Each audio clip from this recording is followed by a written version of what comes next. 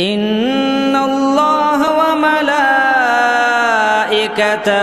یصلون علی النبی یا ایہا الذین آمنوا صلوا علیہ وسلموا تسلیما۔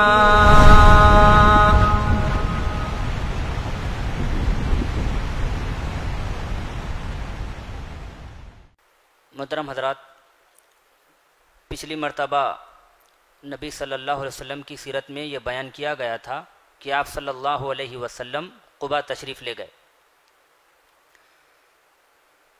پیر کے دن 8 ربیع الاول بروز پیر جناب محمد رسول اللہ صلی اللہ علیہ وسلم قباء میں وارد ہوئے، قباء تشریف لائے۔ حضرت عروہ بن زبیر رضی اللہ تعالی عنہ کا بیان ہے کہ مسلمانان مدینہ یہ سن رکھا تھا کہ نبی صلی اللہ علیہ وسلم مکہ سے مدینے کی طرف ہجرت کر گئے ہیں۔ یہ خبر انہیں معلوم ہو گئی کہ آپ صلی اللہ علیہ وسلم مکہ چھوڑ کر مدینے کی طرف تشریف لا رہے ہیں، لہٰذا مسلمانان مدینہ روزانہ صبح صبح مقام حرہ کی طرف چلے جاتے اور جناب محمد الرسول اللہ صلی اللہ علیہ وسلم کا انتظار کر دے۔ کب تک؟ دوپہر کے وقت تک۔ جب آپ صلی اللہ علیہ وسلم نہ آتے تو پھر واپس اپنے مکانوں کی طرف چلے جاتے ہیں۔ حسب معمول ایک مرتبہ مسلمانان مدینہ کے باشندے آپ صلی اللہ علیہ وسلم کے آمد کے لیے، آپ صلی اللہ علیہ وسلم کی آمد کے استقبال کے لیے مقام حرہ کی طرف آئے اور آپ کا انتظار کرنے لگے، اور اس وقت تھوڑا سا طویل انتظار کیا، لیکن جب دھوپ سخت ہوئی تو مدینے کے باشندے پھر واپس اپنے مکانوں کی طرف چلے گئے۔ جیسے ہی چلے ہی گئے تھے ایک یہودی جو اپنے کسی ٹیلے پر کسی چیز کو دیکھنے کے لیے چڑھا تو کیا دیکھتا ہے؟ آپ صلی اللہ علیہ وسلم اور آپ صلی اللہ علیہ وسلم کے رفقا سفید کپڑوں میں ملبوس مدینے کی جانب آ رہے ہیں، مدینے کی طرف آ رہے ہیں۔ یہ دیکھنا تھا۔ اس یہودی نے بے خود ہو کر نہایت بلند آواز کے ساتھ کہا، اے عرب کے لوگو، اے مدینہ کے لوگو، جس چیز کا تم انتظار کر رہے تھے یہ لو تمہارا نصیب آ کھڑا ہے، یعنی جناب محمد الرسول اللہ صلی اللہ علیہ وسلم آ گئے ہیں۔ جن کے دیدار کے جذبے کو لے کر آپ مقام حرہ کی طرف ان کا انتظار کرتے تھے، وہ شخصیت جناب محمد الرسول اللہ صلی اللہ علیہ وسلم آ چکے ہیں۔ یہ سننا تھا۔ مدینے کے مسلمان جناب محمد الرسول اللہ صلی اللہ علیہ وسلم کی ایک جھلک دیکھنے کے لیے امڑ پڑے، جناب محمد الرسول اللہ کے پاس دوڑ پڑے۔ ابن قیم رحمۃ اللہ علیہ کہتے ہیں جیسے ہی آپ صلی اللہ علیہ وسلم مدینے کے اندر داخل ہوئے تو بنی عمرو بن عوف ساکنان قباء میں نہایت شور بلند ہوا اور تکبیر سنی گئی۔ مسلمان آپ کی آمد کی خوشی میں نعرے تکبیر بلند کرتے ہوئے استقبال کے لیے نکل پڑے۔ پھر آپ صلی اللہ علیہ وسلم کے سامنے آئے، آپ سے ملاقات کی اور تحیہ نبوت پیش کیا۔ لوگ آپ کے اطراف و اکناف پروانوں کی طرح جمع ہونے لگے اور آپ صلی اللہ علیہ وسلم پر سکینت چھائی ہوئی تھی، اور اس سمے یہ وحی نازل ہو رہی تھی جس کا ذکر اللہ نے قرآن مجید میں ارشاد فرمایا، فَإِنَّ اللَّهَ هُوَ مَوْلَاهُ وَجِبْرِيلُ وَصَالِحُ الْمُؤْمِنِينَ وَالْمَلَائِكَةُ بَعْدَ ذَلِكَ ظَهِيرٌ۔ اللہ تعالیٰ آپ کا مولا ہے، اور جبریل علیہ السلام اور صالح مومنین بھی، اور اس کے بعد آپ صلی اللہ علیہ وسلم کے فرشتے مددگار ہیں۔ حضرت عروہ بن زبیر کا بیان ہے، لوگوں سے ملنے کے بعد آپ صلی اللہ علیہ وسلم بنی عمرو بن عوف کے پاس تشریف لائے یہ پیر کا دن تھا، ربیع الاول کا مہینہ تھا۔ ابو بکر رضی اللہ تعالیٰ عنہ آنے والوں کے استقبال کے لیے کھڑے ہوتے اور آپ صلی اللہ علیہ وسلم چپ چاپ بیٹھے ہوئے تھے۔ انصار کے لوگ جو ابھی تک نبی صلی اللہ علیہ وسلم کو ایک مرتبہ بھی نہ دیکھا تھا، ابو بکر رضی اللہ تعالیٰ عنہ کی خدمت میں حاضر ہوتے، جو کہ پہلے ہی سے ان کے استقبال کے لیے کھڑے تھے، ان کی خدمت میں حاضر ہو کر ان کو سلام کرتے اور پھر وہاں سے چلے جاتے۔ جب دھوپ جناب محمد رسول اللہ صلی اللہ علیہ وسلم پر آ گئی تو ابو بکر رضی اللہ تعالیٰ عنہ نے اپنی چادر تان کر جناب محمد رسول اللہ صلی اللہ علیہ وسلم پر سایہ کیا۔ تب لوگوں نے دیکھا اور سمجھ گئے کہ در حقیقت جناب محمد رسول اللہ صلی اللہ علیہ وسلم یہ جو چپ چاپ بیٹھے ہوئے ہیں یہ ہے۔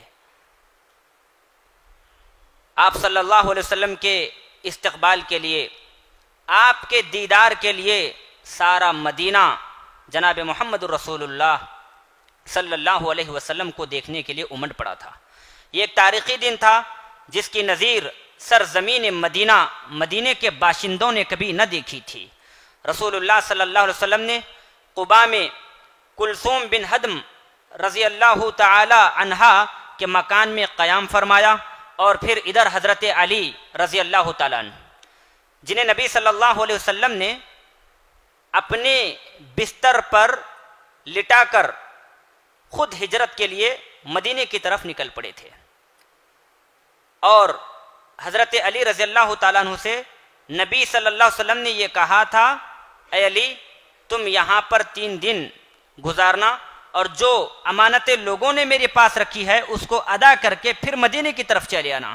لہذا حضرت علی رضی اللہ تعالیٰ عنہ 3 دن کے بعد نبی صلی اللہ علیہ وسلم کے پاس جو لوگوں کی امانتیں تھیں ان امانتوں کو لوگوں کے حوالے کیا، اور پھر وہ بھی ہجرت کے لیے مدینے کی طرف نکل پڑے اور قباء میں جناب محمد رسول اللہ صلی اللہ علیہ وسلم کے پاس آ کر ملے۔ رسول اللہ صلی اللہ علیہ وسلم قباء میں کل 4 دن، پیر، منگل، چہارشنبہ، جمعرات، قباء میں تقریباً 4 دن قیام فرمایا۔ اسی دوران آپ صلی اللہ علیہ وسلم نے مسجد قباء کی بنیاد رکھی اور اس میں آپ صلی اللہ علیہ وسلم نے نماز بھی پڑھی۔ یہ آپ صلی اللہ علیہ وسلم کی نبوت کے بعد سب سے پہلی مسجد تھی جس کی بنیاد تقوی پر رکھی گئی تھی۔ پھر اس کے بعد آپ صلی اللہ علیہ وسلم اللہ تعالیٰ کے حکم کے مطابق سوار ہوئے۔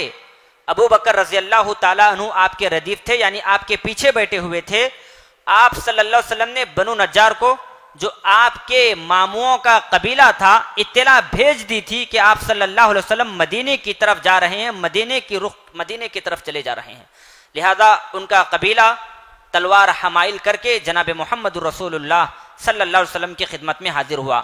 آپ صلی اللہ علیہ وسلم ان کی معیت میں مدینے کا رخ کیا، بنو سالم بن عوف کی آبادی میں پہنچے تو جمعہ کا وقت آ گیا۔ آپ صلی اللہ علیہ وسلم نے بطن وادی میں نماز پڑھی جس میں کل 100 کی تعداد تھی۔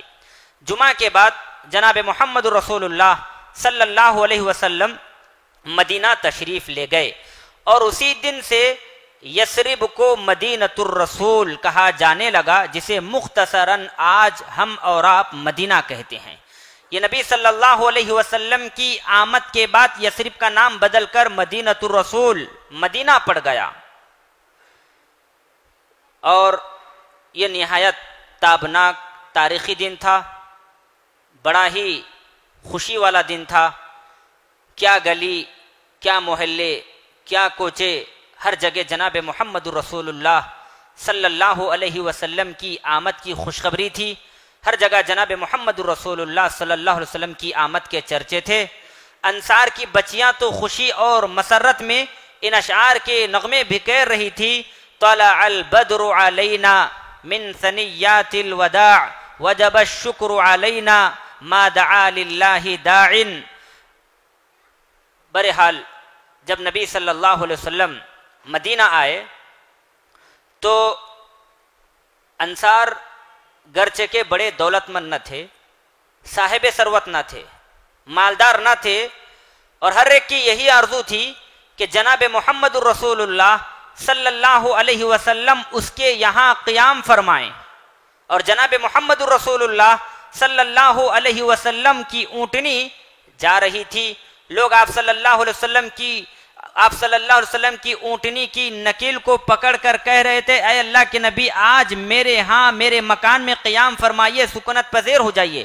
آپ صلی اللہ علیہ وسلم کہتے کہ اس اونٹنی کی راہ کو چھوڑ دو، یہ اللہ رب العالمین کی طرف سے معمور ہے، اونٹنی جہاں بیٹھے گی وہاں میرا قیام ہوگا۔ الغرض اونٹنی جو جہاں آج مسجد نبوی ہے وہاں پر بیٹھ گئی، پھر اس کے بعد تھوڑی دیر کے بعد وہاں سے اٹھی، آگے کی طرف چل پڑی، پیچھے مڑ کر دیکھا، پھر واپس اپنی پہلی جگہ پر آ کر بیٹھ گئی۔ آپ صلی اللہ علیہ وسلم کی اونٹنی جیسے ہی بیٹھی، بنو نجار کے لوگوں نے جناب محمد رسول اللہ صلی اللہ علیہ وسلم کے پاس آئے، کیونکہ جہاں اونٹنی بیٹھی وہ بنو نجار کا محلہ تھا، آ کر اللہ کے نبی صلی اللہ علیہ وسلم سے درخواست کرنے لگے کہ اے اللہ کے نبی آپ ہمارے ہاں تشریف لائیے، کوئی کہتا اے اللہ کے نبی آپ ہمارے ہاں تشریف لائیے، لیکن حضرت ابو ایوب انصاری رضی اللہ تعالیٰ لپک کر جناب محمد الرسول اللہ صلی اللہ علیہ وسلم کو پکڑا، کجاوا اٹھایا، پکڑا اور کہا اے اللہ کے نبی آپ ہمارے ہاں ہمارے گھر میں تشریف لائیے۔ آپ صلی اللہ علیہ وسلم نے اس وقت فرمایا ہاں آدمی کجاوے کے ساتھ ہے۔ پھر آپ صلی اللہ علیہ وسلم ابو ایوب انصاری رضی اللہ تعالی عنہ کے گھر چلے گئے۔ بخاری میں روایت ہے، حضرت انس رضی اللہ تعالیٰ سے مروی ہے کہ نبی صلی اللہ علیہ وسلم نے فرمایا ہمارے کس آدمی کا گھر زیادہ قریب ہے؟ لوگوں نے کہا اور خود حضرت ابو ایوب انصاری رضی اللہ تعالیٰ عنہ نے کہا اے اللہ کے نبی میرا گھر زیادہ قریب ہے۔ تو اللہ کے نبی نے فرمایا ٹھیک ہے جاؤ ہمارے لیے قیلولہ کی جگہ تیار کرو۔ انہوں نے عرض کی آپ دونوں حضرات تشریف لے چلیں، اللہ تعالیٰ برکت دے گا۔ تو جناب محمد رسول اللہ صلی اللہ علیہ وسلم حضرت ابو ایوب انصاری رضی اللہ تعالیٰ عنہ کے گھر میں وارد ہوئے، اور حضرت ابو ایوب انصاری رضی اللہ تعالیٰ جناب محمد رسول اللہ صلی اللہ علیہ وسلم کی خدمت کرتے اور آپ کو اکثر کھانا بنا کر کھانا پکا کر دیا کرتے تھے۔ جب آپ صلی اللہ علیہ وسلم کے پاس سے کھانا واپس بچ کر آ جاتا تو ابو ایوب انصاری رضی اللہ تعالی عنہ کہتے یہ بتاؤ آپ صلی اللہ علیہ وسلم کی انگلیاں اس برتن میں کہاں کہاں پڑی؟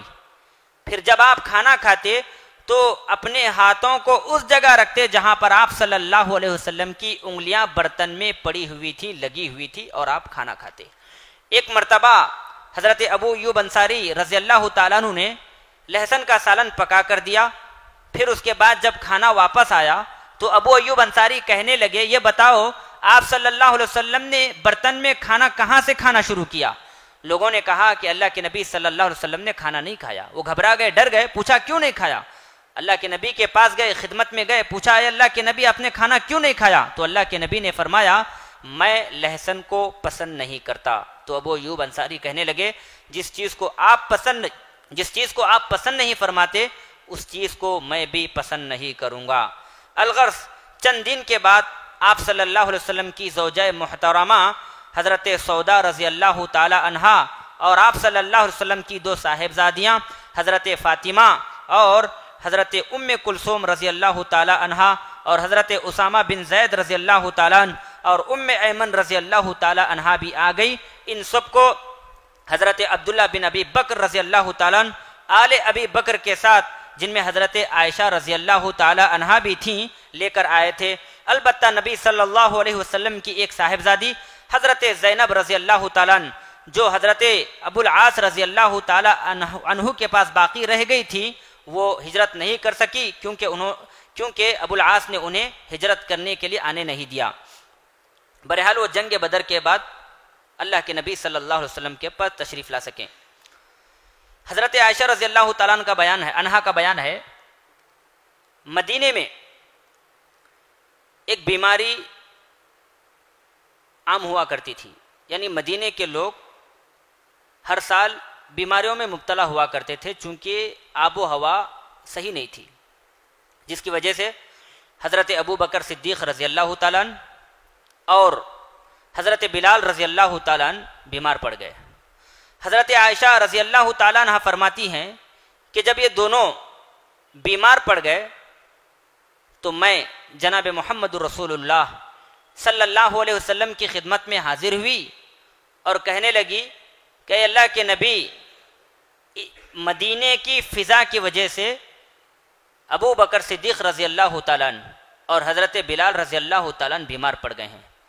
تب اللہ کے نبی صلی اللہ علیہ وسلم نے مدینے کے لیے دعا فرمائی اور کہا اے اللہ مدینے کی فضا کو صحت بخش فضا بنا دے، اے اللہ مدینے کے بخار کو مقام جحفہ پر بھیج دے۔